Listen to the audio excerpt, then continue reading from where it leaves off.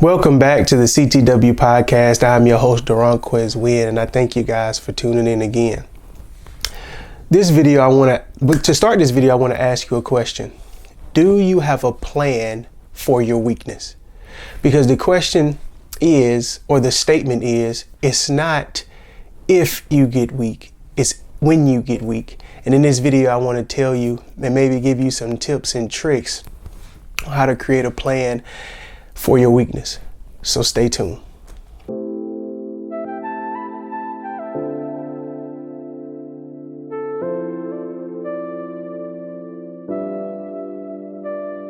When it comes to weakness, when it comes to a plan, we are taught to create a plan for just about everything in our lives. When it comes to money, when it comes to marriage, when it comes to business, when it comes to your finances, when it comes to your future. But I want to ask the question of how many of us actually have plans for our weakness, plans when we are in times of need, or plans when we aren't as strong in certain seasons of our life. We create plans for everything else. And I wanted to ask the question of how many of us have a plan for our weakness. And I have some things that I wrote down. So I'm going to be reading some of the things that I wrote down. But a lot of times it says, what I wrote down is that sometimes we think that us exhibiting or acknowledging our weakness is a form of not being good enough. And that's not necessarily true. God cannot bless who you pretend to be. And so as long as you don't acknowledge or exhibit or display or you're not honest with God about an area that you're weak in, what you can't handle, what you're not allowed to do in a certain season of your life, what you're not allowed to endure right now, God cannot bless you as long as you continue to exhibit that type of strength or that type of attitude. He can't help you. He can't help you if you're not willing to be humble. God intended for us to have weaknesses to keep us humble, to show us what areas that we'll need his help in. And so when we don't exhibit our weakness, or when we don't display our weakness, or when we're not able to walk in our weakness confidently, what ends up happening is that it creates a lack of humility in us as people. We start to operate in arrogance, and understanding that arrogance is not something that you display when you understand where your help comes from. Arrogance is something that you display when you forget where your help comes from. And so we a lot of times feel that when we are operating in weakness, or when we have to display weakness and the way that culture tells you to go about certain things, we think that us displaying weakness is a way of showing strength. It's like, oh no, I'm not weak here, or no, I'm strong enough to handle this, or no, I can be around these type of people and it not affect me. While that may be true for some people, we all have different weaknesses. We all have different deficiencies. We all have different things that gets us entangled or gets us in a certain season or state in our life. And so when I talk about a weakness plan, this is what I mean. It is a plan that you have in place during your times of weakness to prevent you from putting yourself in a cycle or a season. And so many of us have experienced at some point in our lives weakness somewhere, in some areas, some shape, some form, or some fashion. We've experienced weakness in some form.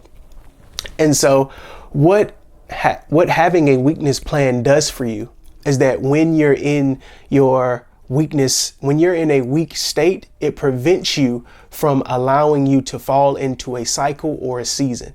And so what a cycle is a reoccurring event that happened due to something not being aware, something you're not aware of, or something that you put yourself in because you didn't know it was going to affect you the way that it affected you.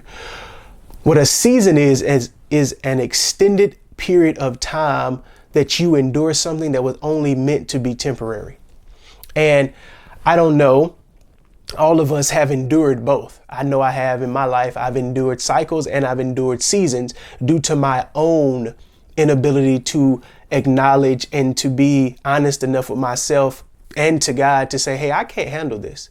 And we a lot of times think that when we are showing or displaying, or when we're talking about our weakness, we think that it's us not displaying our strength. Well, I would like to submit an idea, give you something to think about, is that that's one of the tricks of the enemy, is to get you to think that you displaying your weakness is you not being good enough. You saying, hey, I can't handle this, is you not walking in the fullness and the strength of what God gave you. Philippians 4:13 says, I can do all things through Christ, which he has called me to do, who strengthens and empowers me to fulfill his purpose. I am self-sufficient in Christ's sufficiency. I'm ready for anything and equal to anything through him who infuses me with inner strength and confident peace. So in that verse in Philippians 4:13, it says, I can do all things through Christ, which he has called me to do. And one of the things the enemy likes to do to a lot of us is to make us think that the things that we go through in life, we are strong enough to handle. The things that we're enduring, we're strong enough to handle. Not understanding that in Philippians 4:13, it says, I can do all things through Christ, which he has called me to do. Not that I've called myself to do. Not that I've told myself that I can endure. When you put more on yourself than God actually intended for you to put on yourself, what ends up happening is you become burned out. You become agitated and frustrated. Your tolerance for things gets low, and then your agitation is very low as well. Or your agitation is very high and your tolerance is very low. And so that's what keeps a lot of us in cycles and in seasons of our life, is because we will not humble ourselves enough to say, I can't handle this. This is not something that I can handle, because we're looking at us acknowledging our weakness as a sign of not being good enough, when God meant for our acknowledgement of our weaknesses as a sign of dependency on him. And we a lot of times have to understand that our weakness has nothing to do with us. It has a lot to do with God.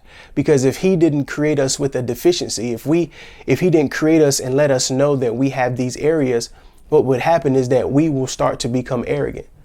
Especially with us being flawed and corrupt people, we would start to become very prideful. We would start to become very arrogant. We will start to become very egotistical. And we will start to operate just like the enemy operates. We will start to be deceptive. We will start to do maniacal things that we shouldn't do. And so understanding that the reason that we have weaknesses and deficiencies is to allow us to stay humble, is to allow God in a dependency on him, that we need help in certain areas. And so this is what I mean when I say weakness. The state or condition that expresses your human deficiency and tendency easier when you are not in a state of being strong. And so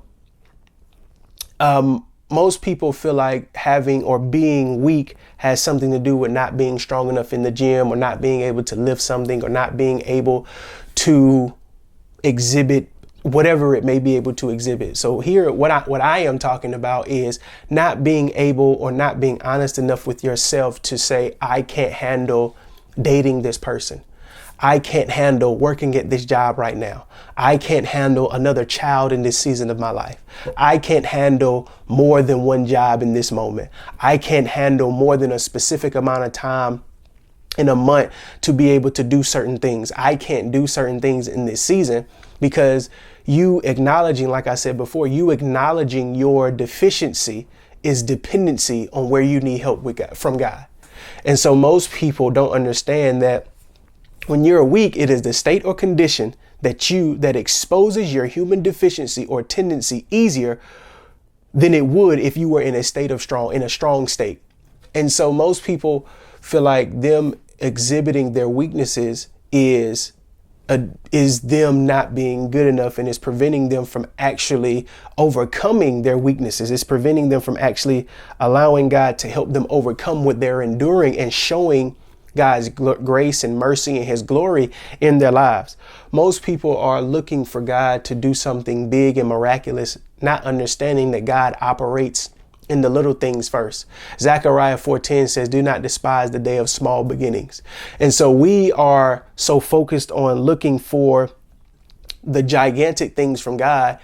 We have to understand is that God operates in the little in order for us to get to the big.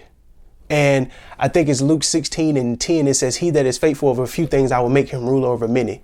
And we, because of the culture and because of certain things that we have been exposed to and certain things that we have endured in life, we neglect the little and we skip straight to the big. So if we don't, because of social media, so if we aren't able to immediately get something that is gigantic, if we're not able to get a large amount of money for a job that we're doing, if we're not able to get a large amount of recognition from whatever we're doing, if we're not able to get a large amount of love from whatever we're doing, we don't see God in that. We have a hard time, let me rephrase that. We have a hard time seeing God in something that's small, not understanding that God operates in the little things.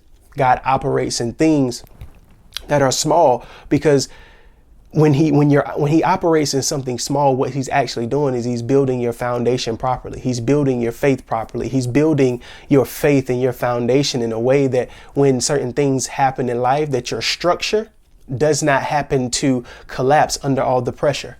And if you immediately go from starting to something big, what happens if your foundation isn't properly set or isn't properly built? What happens is that it collapses. In Luke 6:46, it talks about a man that one man built his house on the rocks, and one man built his house on the sand.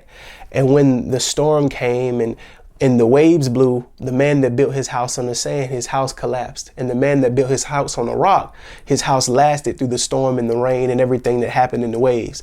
And so in that story, you have the two men as a representation of us, whichever one you are. The person that builds their house on the land and the person that builds their house on the sand, builds their house on the rock, and the person that builds their house on the sand. And the storm is a representation of trials and tribulations in life. And so we have to understand that whichever one we decide, I don't know who you are. You have to make that decision for yourself. You have to ask yourself, you have to be aware enough with yourself to ask, hey, how do I act in times of adversity? How do I act in times of weakness? How do I act when things don't go the way that I expected them to go? How do I act when things aren't how I thought they should be at this moment of my life?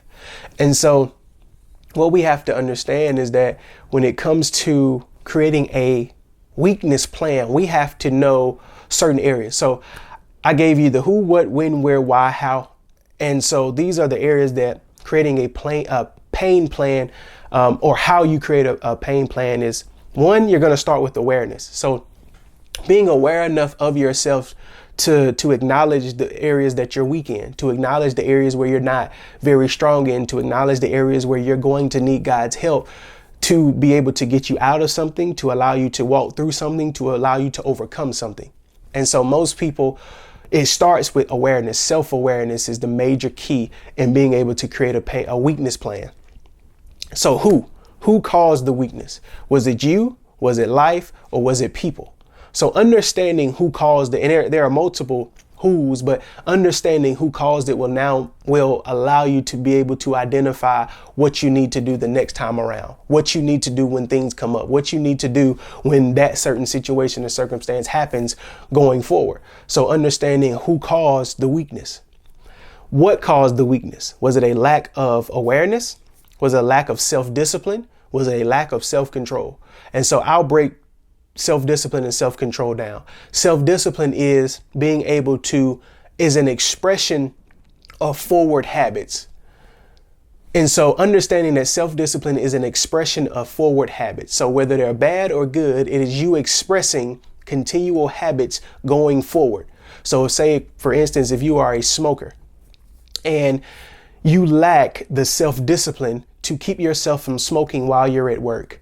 And so now what ends up happening is that you take one cigarette to work and you bring it outside with you on your break. That is you lacking self-discipline. Now, let me break down self-control. Self-control is a suppression of habits.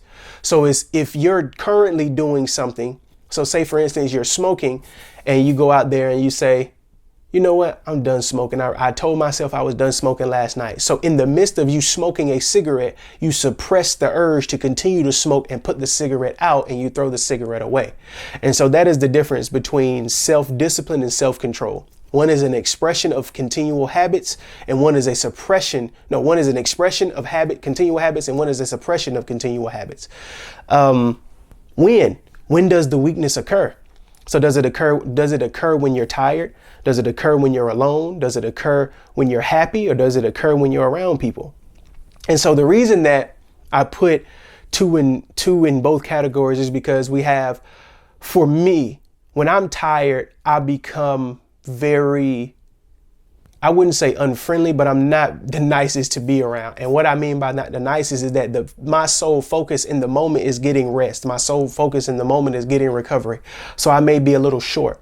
I may not have as much energy as I once had before I was tired. I may not exuberate. I may not be as talkative. I may not want to be around as many people when I'm tired. So for me, I have to be aware enough of myself that when I am tired, that is a weakness for me. That is an area where I know I am easily to be triggered. I am easy to be aggravated. I am easy to get irritated. And so could a weakness be when you're alone? Most people have to understand is that the enemy likes to attack people when they're by themselves, and not because it's not because you're not strong enough, but because he understands that you don't have anyone else backing you. Ecclesiastes 4:9 says, woe to the one who is by himself, for two are better than one. Woe to the one who is by himself, for he is easily overtaken. But for the one that has for where there is two, they can easily overtake. So that's Ecclesiastes 4:9, for two are better than one. So some people might not be able to be alone. Some people might have a hard time being alone when you're happy. So the reason that I put when you're happy is because most people feel like when they have accomplished something or when something happens, they can now drop their guard. They don't have to be as disciplined. They don't have to be as focused. They don't have to be as aware. And so that's why I put when you're happy, when you're around people. And so most of the time, when you're around people, what happens is that because you know consciously that you're around people, subconsciously your mind starts to wander.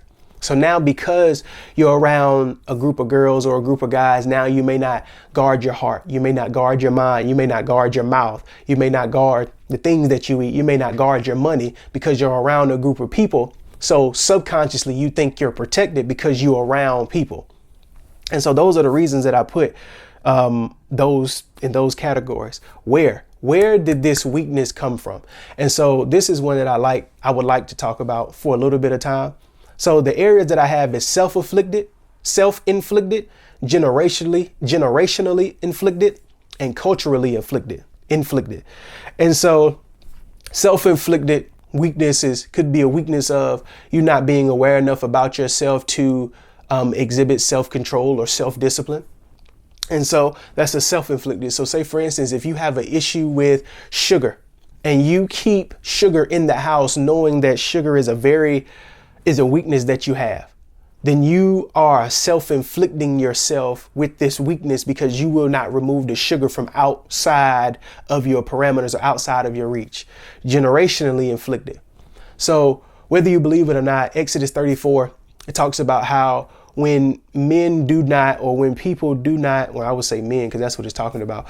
When men do not overcome their generational curses, the people that do not overcome their generational curses, they get passed down to the third and fourth generation. And so understanding that some of your weaknesses are not actually some of the weaknesses that you have, and you're trying to figure out where they come from, or because you may be dealing with something that you may never have endured in your life, but it may be from a generational thing that you may be dealing with because somebody in your family didn't overcome it. And so it got passed down to you, and you may have to be the one who overcomes it. So understanding that you can have generationally inflicted weaknesses and culturally inflicted weaknesses. That is when you social media, TikTok, Instagram, Snapchat, Facebook, Twitter, whatever. So it could be a weakness of maybe you're struggling with lust. Maybe you have a hard time not keeping your eyes from wandering. And so you're dealing with a cultural thing. Your attraction is not an issue, but what the attraction leads you to do becomes an issue. So understanding that your cultural weakness could be you may need to disconnect from cultural things until you get control of this cultural weakness. And so whatever that may be. You may follow a certain influencer or a certain person on the internet, and they may tell you, yeah, drinking 6 cups of coffee a day is the best thing for you. And that's fine if it's not causing you any harm or any weaknesses, or it's not causing you to have a crutch. And so keep doing it if it's not causing you to have a crutch or you deem it as not being a weakness. But if it's causing you to now give up the glory and the power and the esteem that God has placed on the inside of you, I would ask you to reconsider it. And so those are the things of where did this weakness come from? How do I want to act in my times of weakness? And so in the same way, in a way, so for me, this is what I put, or this is something that you can add to your own thing if you like it, if you don't. Okay. It says, I want to act in a way that is constructive to my character and not destructive to my character. So in my times of weakness, I want to act in a way that is still edifying to God. I want to still act in a way that is edifying to my character. I still want to act in a way that is edifying to the people around me. I want to act in a way that is glorifying the work that God has done in me and restored me in his name. I also want to act in a way to display the work that I've put in to develop myself, to develop the work and the initiative that I've taken to overcome certain things that I've endured in my life. And so that could be being slower to talk. So if you know in your times of weakness of agitation or whatever it is, you have a very quick mouth. So you might be slow to speak. If you know in your times of weakness, you have a quick temper, you might be slow to anger. If you know in your times of weakness, it's hard for you to be patient, you might have patience on your list. So if it's hard in your weakness, you know that it's very hard for you to set boundaries when it comes to people that you love. So now you have to set boundaries. Or if in your weakness, you have a hard time just having clarity, you might want to get a plan or become more strategic. So understanding that in your time of weakness, you have to ask yourself, how do you want to act in your time of weakness? And so why at the end, understanding that having a plan or how to act in your time of weakness is very important, because how you act will be a determining factor on whether or not you get better or not. Because we have to understand that certain habits that we do and certain ways that we act either keep us in bondage or allow us to get free. And so next it will be, why do I need a weakness plan? And so these are some of the things that I wrote down of why you need a weakness plan. When you don't have a weakness plan, when you don't have a plan on what you should do in your time of weakness, or what to do in your time of weakness, you allow life to tell you what you should do in your time of weakness. And so when you don't know what you should do, when life comes, when things start to happen, when adversity starts to strike, when a lot of stuff starts to happen over and over again, you allow life, whatever you're feeling in the moment, to tell you what to do. So if you don't have a plan and you don't know what you should do or what to do, what's going to happen is that whatever you're feeling is going to tell you what you should do. So if you're angry, anger is going to indicate what you should do in the moment. If you're horny is going to indicate what you should do in the moment. If you're aggravated, aggravation is going to determine what you should do in the moment. So when you don't have a plan on what to do, life will tell you what you should do. When you don't have a weakness plan, you allow things that are meant for education to be incarceration. And so when you don't have a plan for your weakness, things that you are supposed to use to allow you to grow for self-development and to allow you to be a better person, what happens is that it keeps you in bondage. It keeps you in prison. It keeps you from actually discovering who God actually called you to be in him wholeheartedly.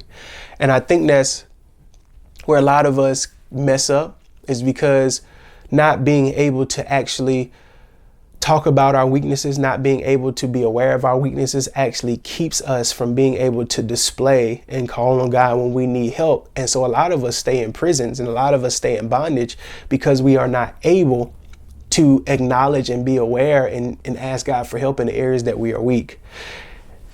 When you allow things that are meant for education, when you allow things in your weakness that are meant for education to stop your elevation. And so when the things that are meant for education to allow you to become a better person, to prevent you from becoming a better person, they stop your elevation, which means they stop you from becoming who you're called to be in God. They're stopping you from becoming who you're actually supposed to be in him. And so what ends up happening is that Proverbs 19:3, it says many people ruin their own lives and then blame it all on God.